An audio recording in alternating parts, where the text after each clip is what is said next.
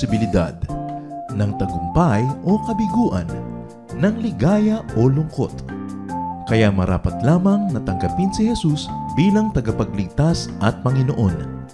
At matapos yun ay panariwain ang katapatan at paglapit sa Kanya bawat araw o day by day. Ang day by day ay naglalayong umalalay sa pang-araw-araw na pamumuhay. Narito po si Kuya Ed Lapis sa mensaheng pinamagatang How to Have Peace in the Family. Stop Rejecting.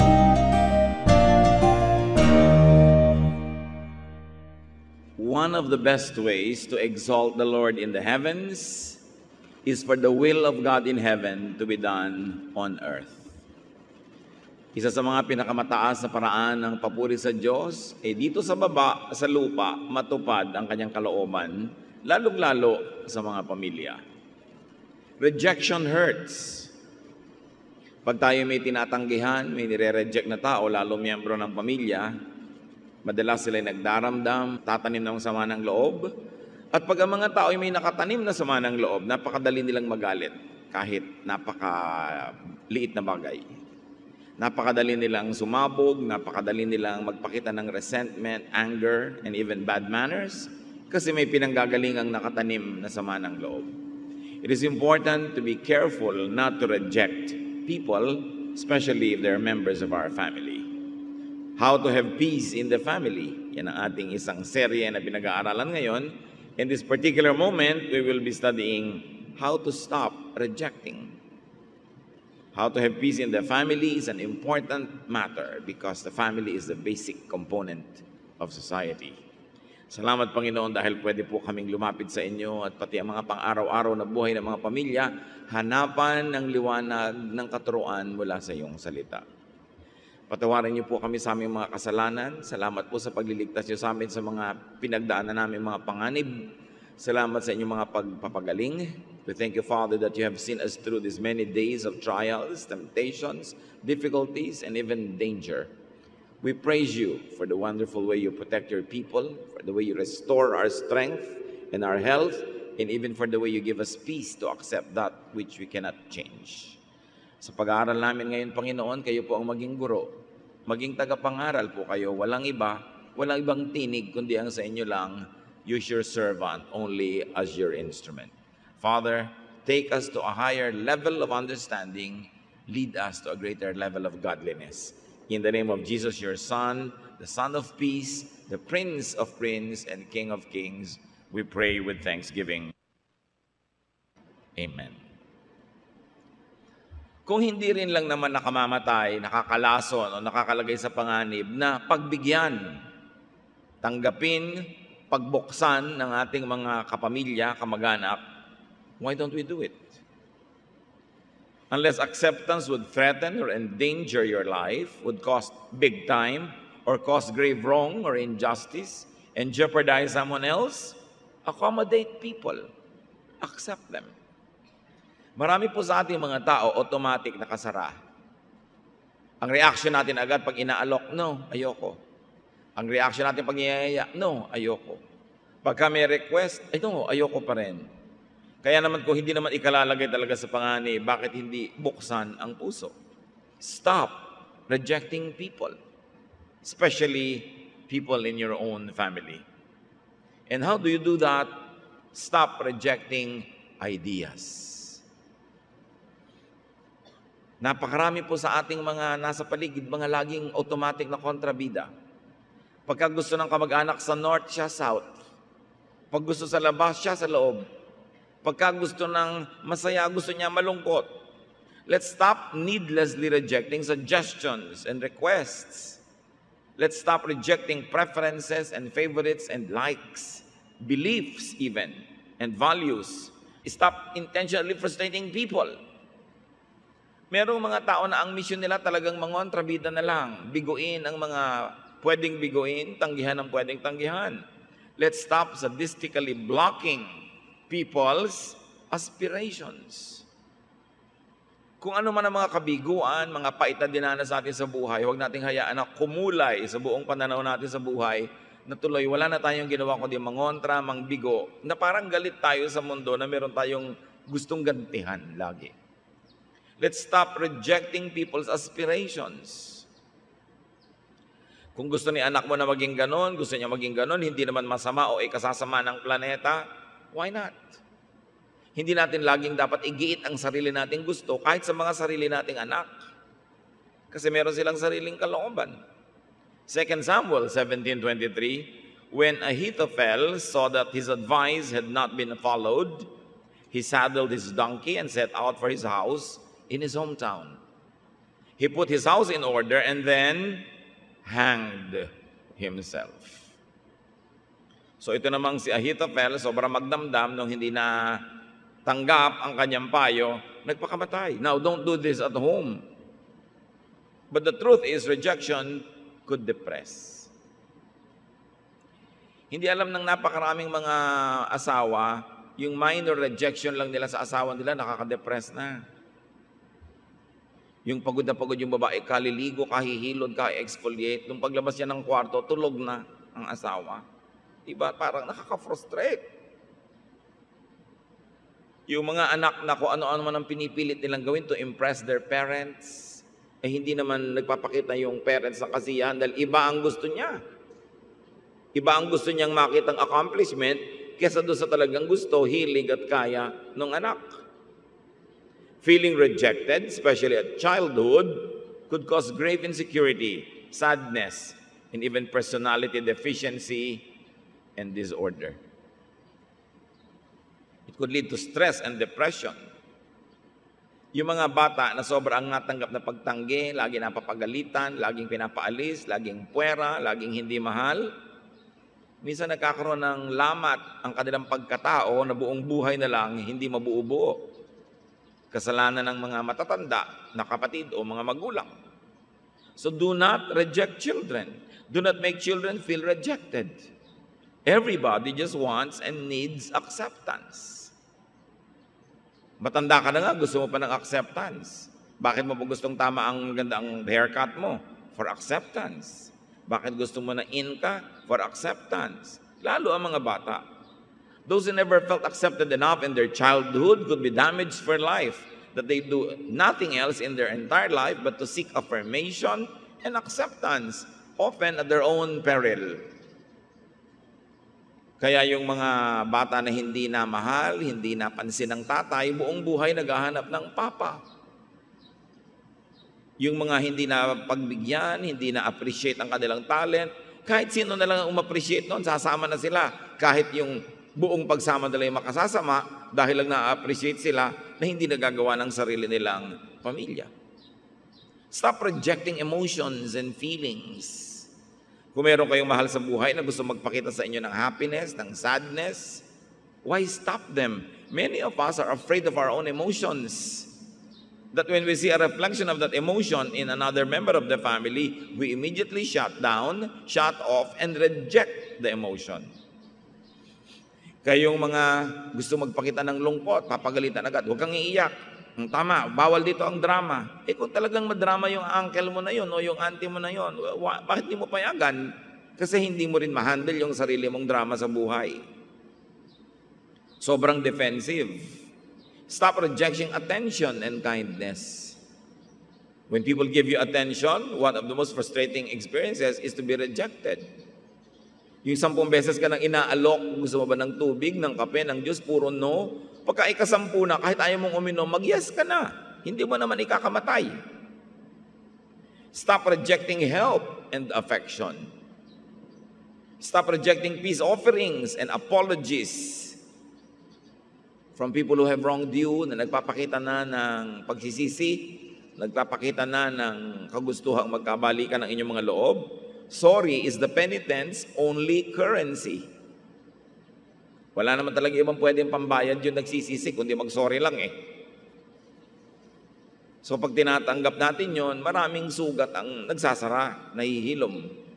Stop rejecting requests, especially if it is in your power to give what is being requested, if it is reasonable, and the request is dispensable.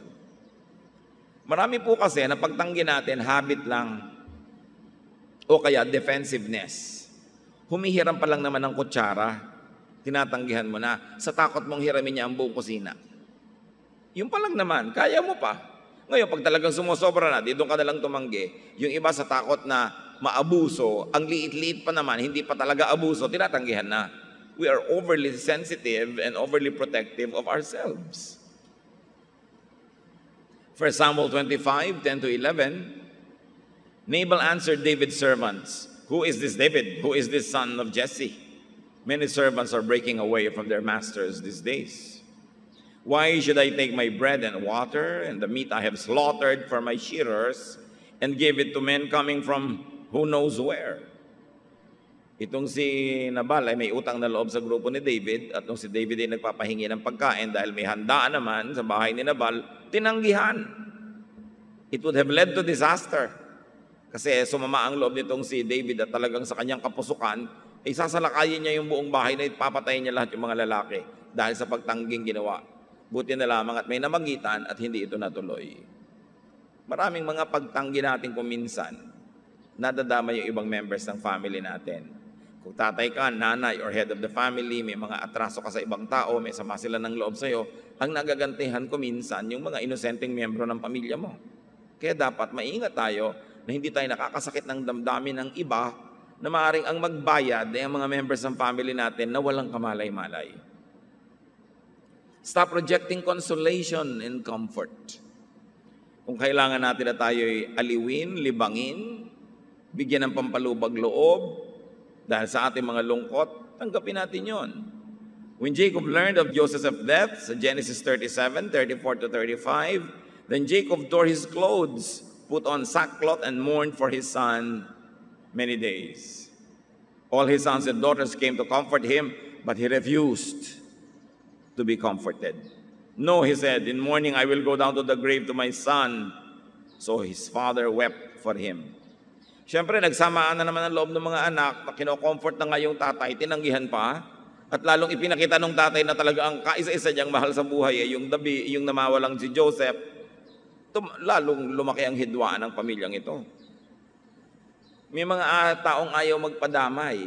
Well, maaaring hindi mo kailangan yung damay, pero yung nagbibigay sa'yo ng damay, kung minsan siya ang nangangailangan na dumamay. You might not need the help, but there are people who need to help. It makes them feel good. It makes them feel needed and important. So why don't you allow them to help just so that they'll feel good about themselves in case you don't need the help? Hindi tayo nabubuhay para lang sa sarili at para lang sa sarili nating mga gustong mangyari. Stop rejecting openings and invitations. Sa Acts 7, 26 to 29, sinariwa ang nangyari kay Moses. The next day, Moses came upon two Israelites who were fighting.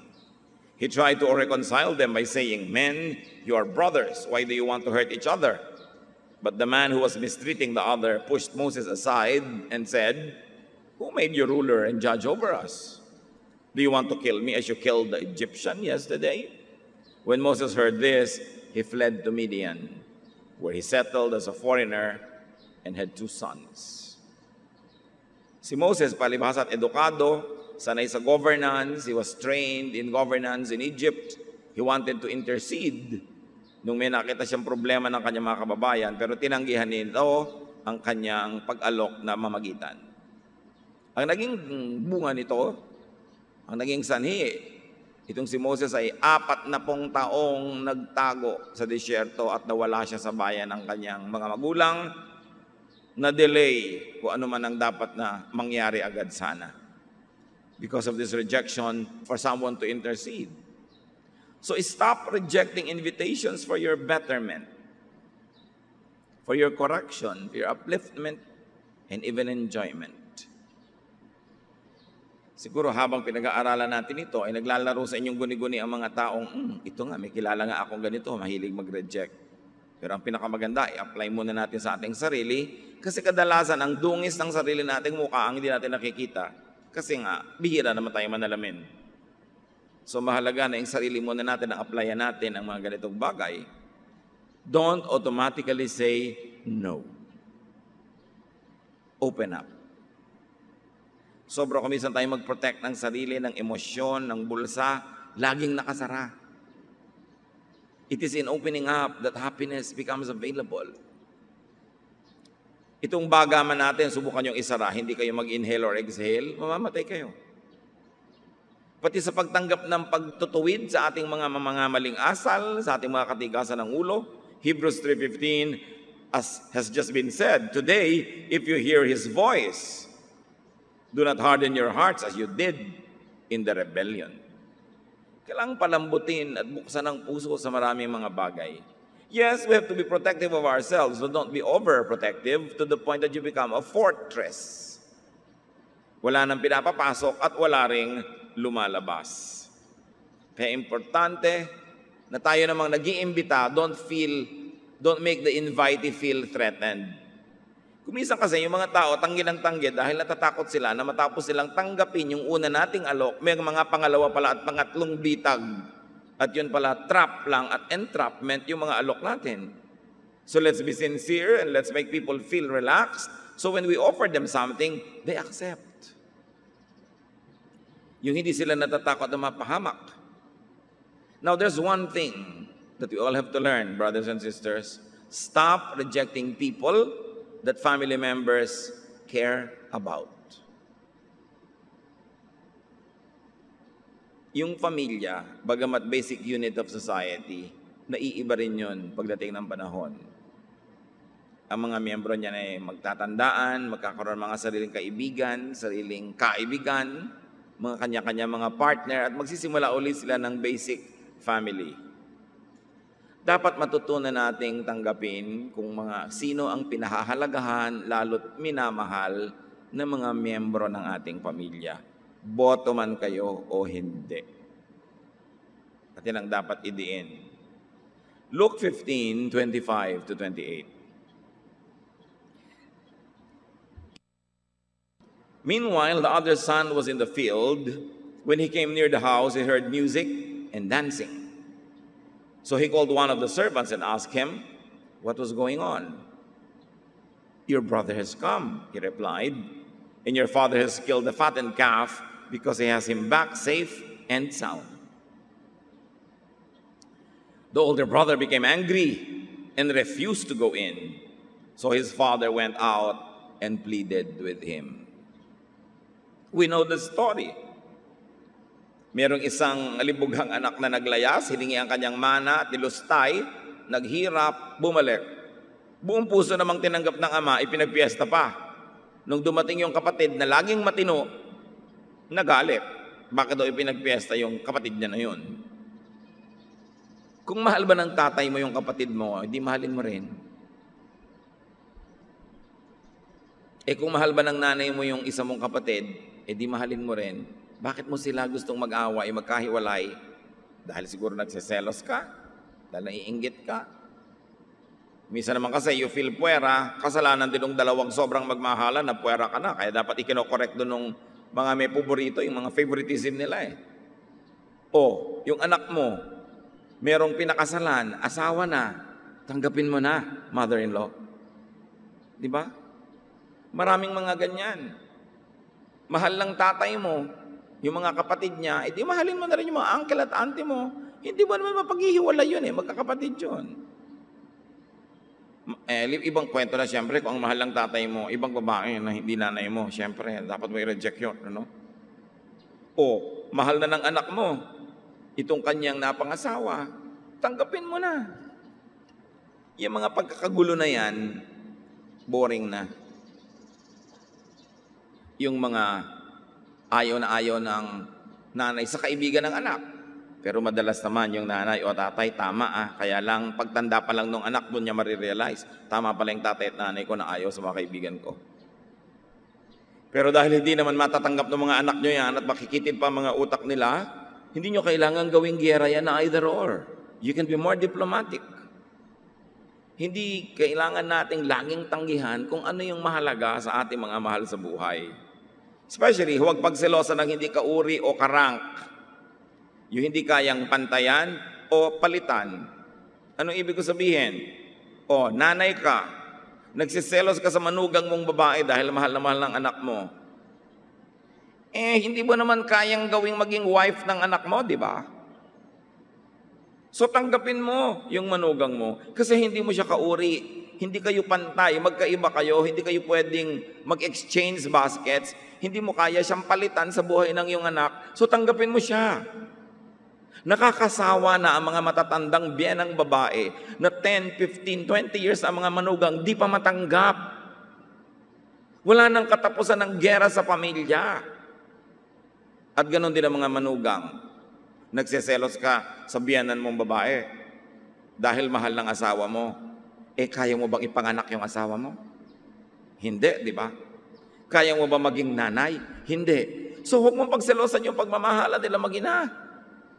Iba ka, asawa ka, hindi ka katulad nung biyanan mo. Ang pagselosan mo lang yung katulad mo. Halimbawa, babaeng gustong kunin yung asawa mo, yung babaeng kumikerengkeng sa asawa mo, yun talaga, tanggihan mo yun. Pero yung biyanan mo, wala ka naman sa lugar, pagselosan yun.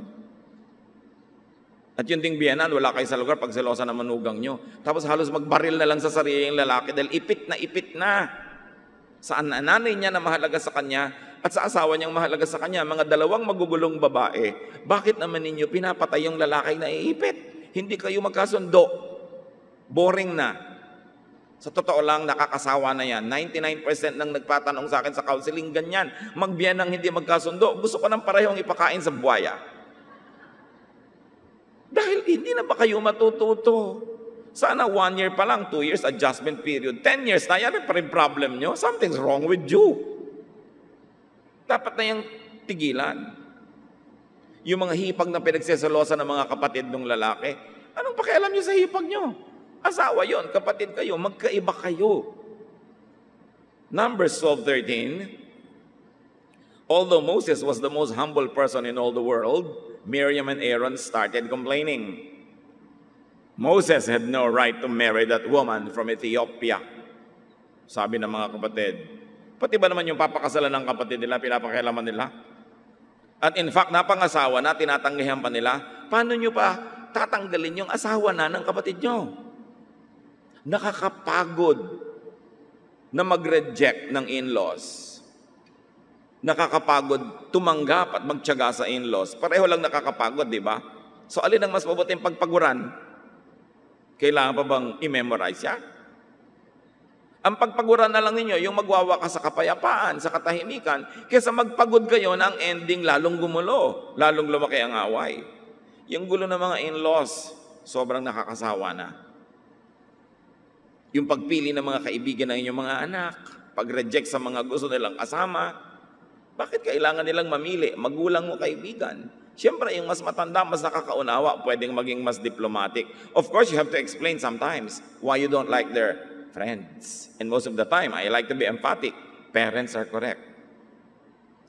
1 Samuel 20:30.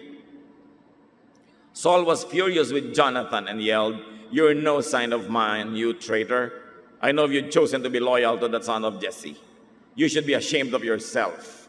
And your own mother should be ashamed that you were born." Bakit? Kasi nga, kampi itong si Jonathan dito kay David na threat sa trono ng tatay niya. And it was becoming a very divisive issue. So, do not needlessly reject fellow members of the family, friends of the members of the family, and sweethearts, and especially in-laws.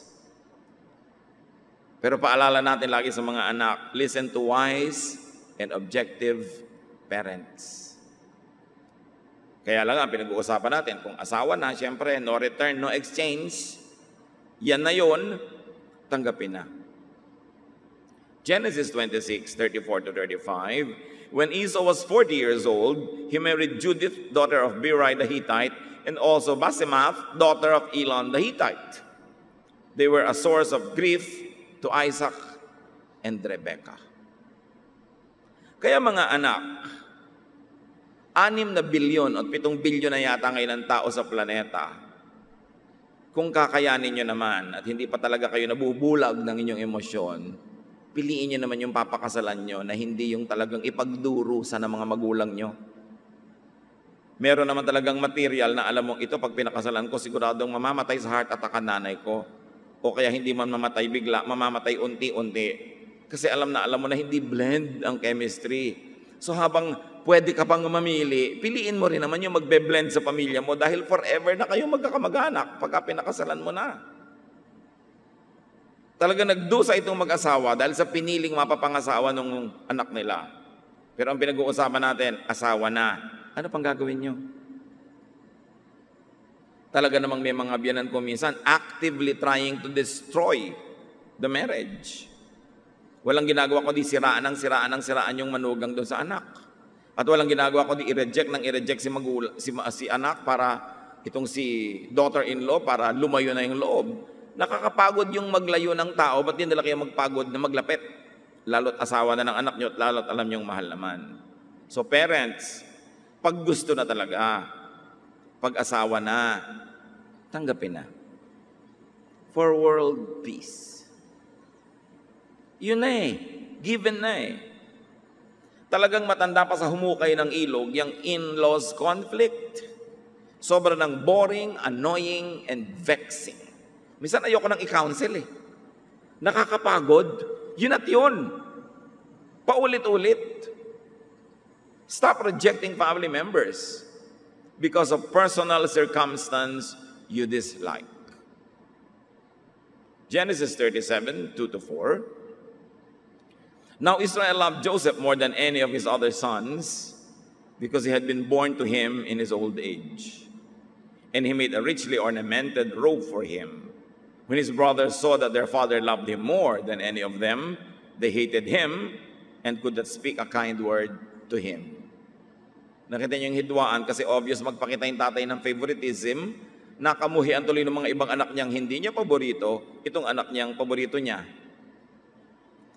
Ito namang mga kapatid, kasalanan ng tatay nila na nagpe-play favorites, ang binuntunan yung kapatid na naging favorite, si Joseph, kaya binenta nila at naging slave. So please, iwasan nyo, nagalit kayo sa inyong kapatid dahil lang favorite siya ni tatay. Wala naman siyang atraso sa inyo. Dahil lang favorite siya ni nanay. Pero totoong masama ang favoritism sa pamilya. Huwag naman kayong mainis sa inyong kapatid o anak dahil kamukha siya ng kung sino. Di ba? Kahit kamukha siyang bote ng patis, kapatid nyo yan eh. Anak nyo yan. Huwag kayong lumayo ang loob o kaya tumanggi sa inyong kapamilya kasi ganito ang itsura niya. Kasi ganoon ang kulay niya. Lagi niyang nilalait-lait si ulikbaoy negra, alika dito. Can you imagine the harm that it could do to people's emotions? Huwag niyong tanggihan at ilayo ang inyong mga kapatid dahil lang sa boses niya. Kahit boses kili-kili. O kaya kilos or mannerism. Galit na galit ka sa kapatid mo, oy, Maximo Oliveros, halika dito. Tapos bubugbugin mo. Kahit mababaan ka sa IQ niya, o ayaw mo ng taste niya, no? Kailangang mahalin natin yung given. Nandun na eh. Hindi naman napipili yan eh. Hindi ka nakakapili na makamag-anak. Pero pwede mong piliin yung reaction mo. Pwede mong piliin yung magiging asal mo sa kanila. Don't judge people, especially in your family, just because of these outward things. Itsura, mannerism, IQ. 1 Samuel 16:7. But the Lord told him, Samuel, don't think Eliab is the one just because he's tall and handsome. He isn't the one I've chosen. People judge others by what they look like, but I judge people by what is in their hearts.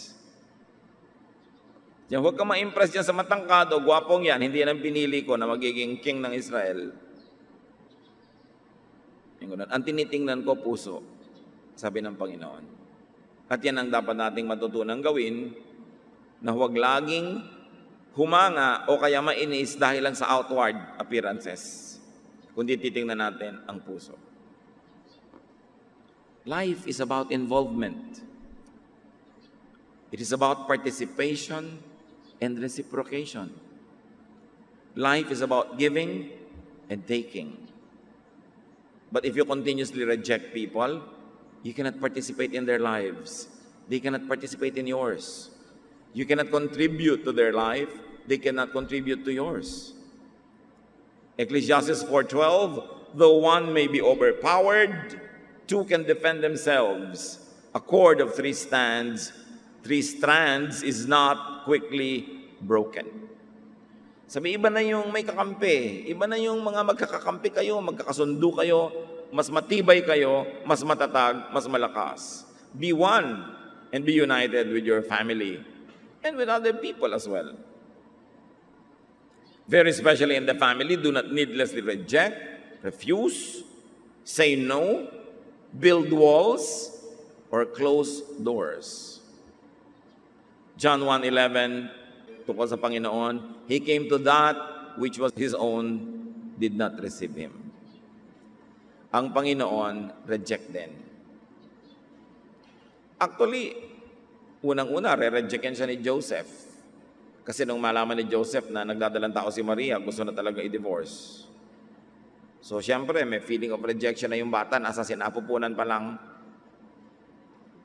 Pagkatapos, siyempre, may feeling of rejection siya sa village because people think na kung saan siya galing, dahil bakit biglang nagbuntis itong si Maria nang wala sa panahon.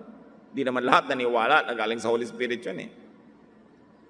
And obviously, the Lord was not accepted even by the other children of Mary after Jesus was born because His brothers and sisters were not together with Him, not until after the resurrection.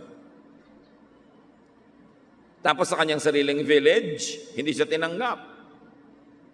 Kaya nga sabi niya, wala namang propetang tinatanggap sa sarili niyang barangay. Kaya ang sinabi sa Bible, yes, pumunta ang anak ng Diyos dito sa lupa na kanya dapat, pero hindi naman siya tinanggap ng mga tao. What does that mean? That the Lord Jesus understands the feelings, the thoughts, the fears, the feelings of inadequacy, even the paranoia of those who don't feel accepted. Naiintindihan niya ang mga taong natanggihan, hindi minahal, ipinwera, kasi naranasan niya yon. So don't feel alone if this is your experience. The Lord understands you, and you can always go to the Lord for comfort, for guidance, and for strength. But for the rest of us, let us not victimize people with rejection. Huwag tayong laging nangre-reject kahit sa church. 3 John 1:9-10, I wrote to the church, but Diotrephes, who loves to be first, will have nothing to do with us. So if I come, I will call attention to what he's doing, gossiping maliciously about us. Not satisfied with that, he refuses to welcome the brothers. He also stops those who want to do so and puts them out of the church. So may tinutukoy dito na isang lalaki na ang hilig mang-reject, mag-divide, magpuwera. At sabi nitong writer ng 3 John, itutuwid ko yan pagdalaw ko sa inyo. Hindi pwedeng ganyan ang asal ninyo. Ang hilig niyang magpuwera, ang hilig niya na maging exclusive. Sinisira ang ating pagkakaisa, hinahati-hati tayo, at pagkatapos marami siyang nire-reject. Mga kapatid, maiksi ang buhay. Minsan lang tayong mabuhay dito sa mundong ibabaw. Bakit natin pupunuin ang maraming problema kung pwede naman natin gawing mas masaya, mas magaan? Why reject people when you can accept them? Why refuse people's attention when accepting them would probably make your life easier and nicer? Why hurt people's feelings when you can actually make them feel good? Yung pagod na ginagastos natin para manginis, mag-reject, manakit, pwede nating gamitin para magmahal, para tumanggap ng mga tao. Pareho lang nakakapagod. Hindi magpagod na tayo sa mas mabuti, sa mas kaibig-ibig, at sa mas gusto ng Diyos. Sino ang nire-reject nyo sa sarili nyong mga pamilya? Sino ang pwede niya naman pagbigyan pero tinatanggihan nyo? Sino ang pwede niya naman gawa ng mabuti pero hindi nyo ginagawa ng mabuti kung minsan ginagawa pa natin ng masama? Mga biyenan, kailan nyo tatanggapin ang manugang nyo? Ganon din yung mga manugang, kailan nyo tatanggapin ang biyenan nyo?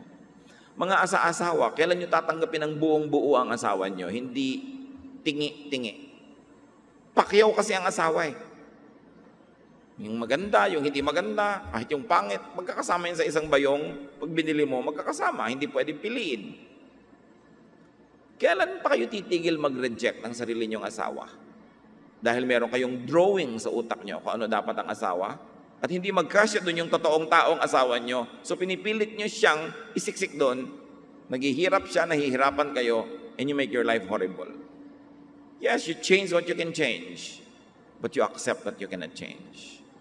And sometimes you can relax a lot easier. Life will be a lot better when you just accept what is there. By God's grace, continue to work for the betterment of others and yourself, but you begin with acceptance, unconditional acceptance. Don't reject family members. The relationship is permanent. At tayo naman dapat gawin natin ang tama para hindi tayo kailangang i-reject. Yung pag nakikita yung mukha natin, good news, hindi laging bad news.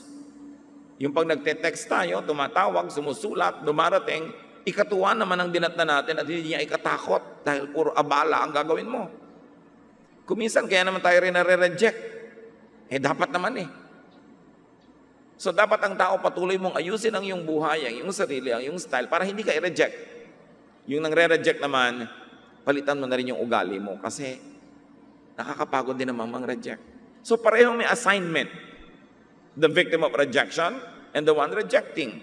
Because sometimes the victim of rejection is also the victimizer. Ba't ka nga ba nire-reject? Baka naman talaga ka-reject ka. Kaya ang lahat dapat mag-isip. Ang lahat dapat patuloy na magbago. At para sa atin ang mga mapagmahal, pumipintig sa inyong dibdib ang puso ng Diyos, natatanggap nyo, namamahal yung mga mahirap mahalin at tanggapin, pasalamat tayo sa spirito na yan, because you don't resist needlessly what must be accepted. At the end of the day, you benefit because you're more peaceful and you please God.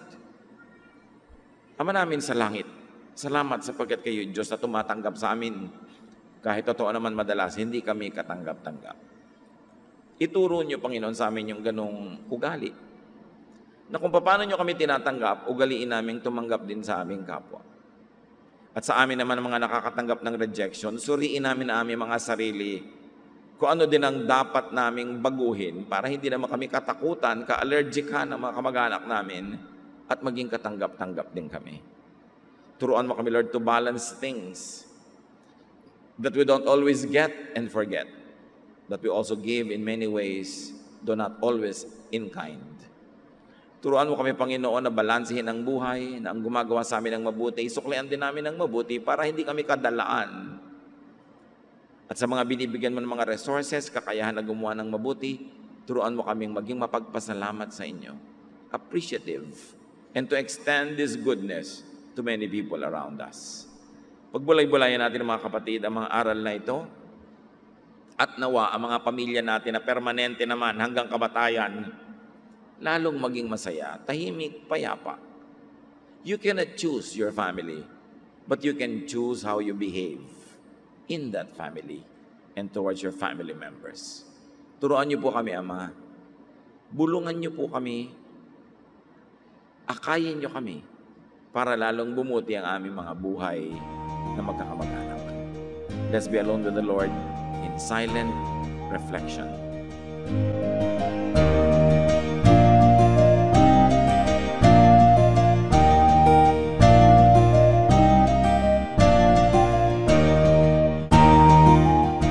Ang katatapos pong mensahe ni Kuya Ed Lapiz ay pinamagatang How to Have Peace in the Family. Stop Rejecting.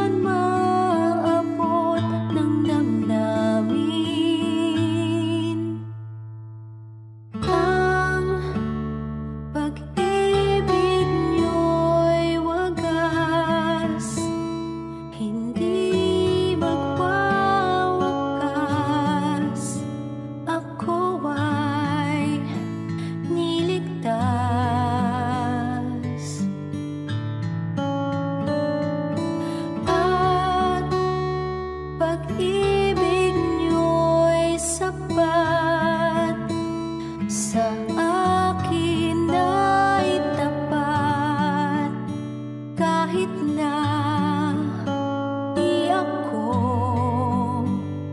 karapat-dapat.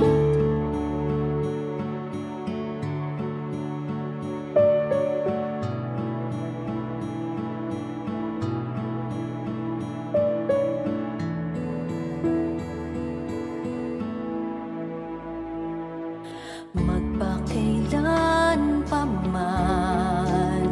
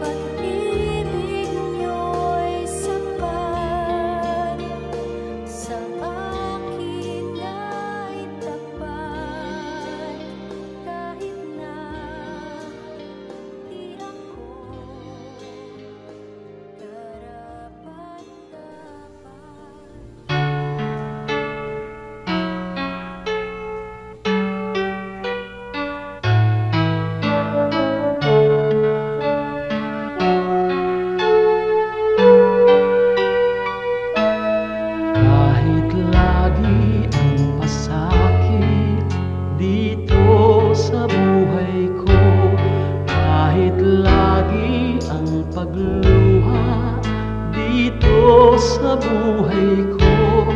Sakali man itong aking pamatok, ubod ng bigat, sa tulong mo, Jesus, nakakaya ang lahat. Kung sakaling ang ligaya'y di pa natagpuan, kung sakaling ang ginhawa'y di pa nakakamtan, sa piling mo, Jesus, ako ay lagi nang nakatanaw sa langit mong laan, di na mamamanglaw. Pagtitiis, pagtitiis ang kailangan kong mabatid, kaya't ikaw, Panginoon, ang aking tutularan. Pagtitiis, pagtitiis ang kailangan kong mabatid, ang buhay ko ay lalago kung mayroong pagtitiis.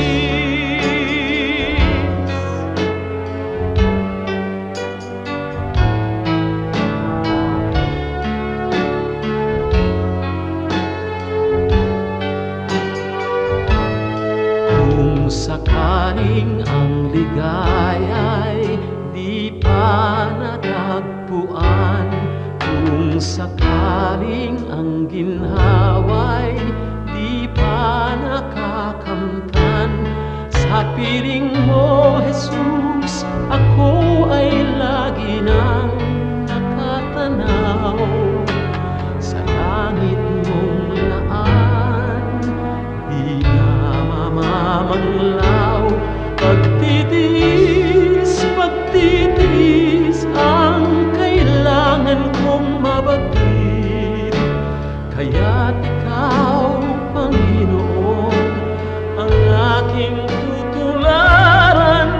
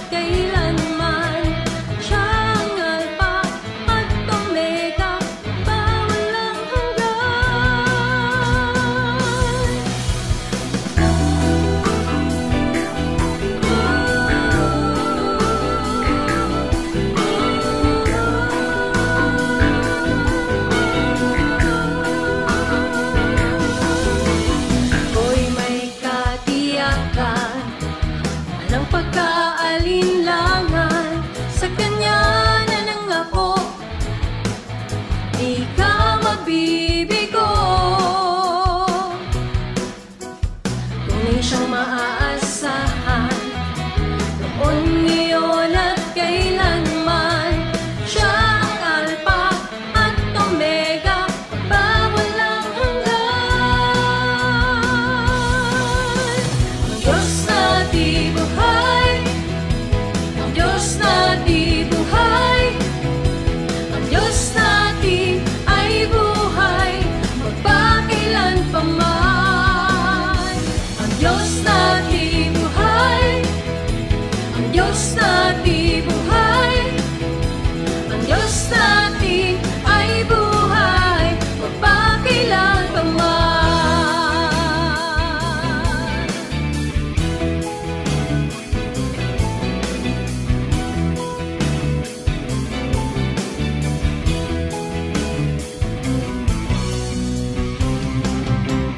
Puso'y may kapayapaan sa gitna man ng kapighatian, pagkat siya ang kasama, ako'y di mangangamba.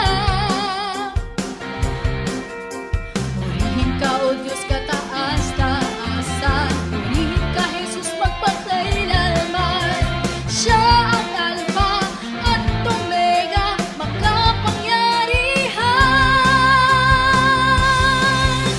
Ang Diyos na di buhay, ang Diyos na di buhay, ang Diyos natin ay buhay, magpakailan pa man. Ang Diyos na di buhay, ang Diyos na di buhay, ang Diyos natin ay buhay, magpakailan pa man. Ang Diyos natin ay buhay, ang Diyos natin ay buhay, ang Diyos natin ay buhay, magpakailan pa man.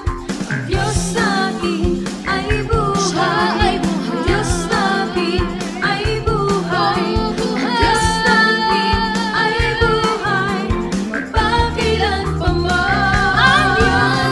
Ang Diyos natin buhay, siya ay buhay. Ang Diyos natin buhay, ang Diyos natin ay buhay, magpakailan pa man. Ang Diyos natin buhay, ang Diyos natin buhay, ang Diyos natin ay buhay, magpakailan pa man. Ang Diyos natin ay buhay, magpakailan pa man. Ang Diyos natin ay buhay, magpakailan pa man.